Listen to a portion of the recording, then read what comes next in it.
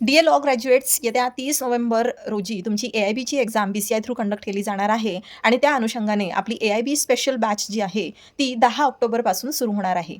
नाव बऱ्याच विद्यार्थ्यांना असं वाटतं, की ए-आय-बीसाठी क्लासेसची गरज आहे का? रादर अभ्यास करण्याची गरज आहे का? कारण ही तर ओपन बुक टेस्ट असते.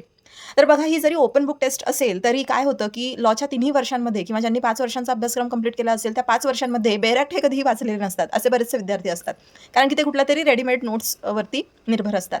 आता बेरॅक्टची भाषा ही नवीन असल्यामुळे ओपन बुक टेस्ट जरी असली, तरी ते ए-आय-बीच्या परीक्षेमध्ये विचारलेले प्रश्न हे कळत नाही. ते ते तो बेअर जो आहे तो इंटरप्रिट करता येत नाही आणि त्यामुळे बरेचसे विद्यार्थी ही परीक्षा क्वालिफाय करत नाही आणि ही परीक्षा क्वालिफाय नाही केली, तर तुम्हाला कोर्टामध्ये प्रॅक्टिस करता येत नाही. कारण ए-आय-बी पास झाल्यानंतरच तुम्हाला सी-ओ-पी मिळतं, which is certificate of practice.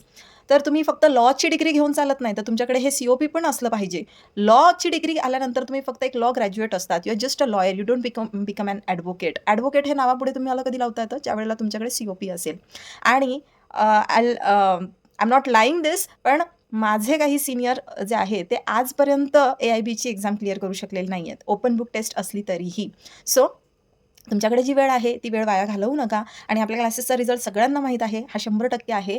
So hurry up and you may contact me on the number given below.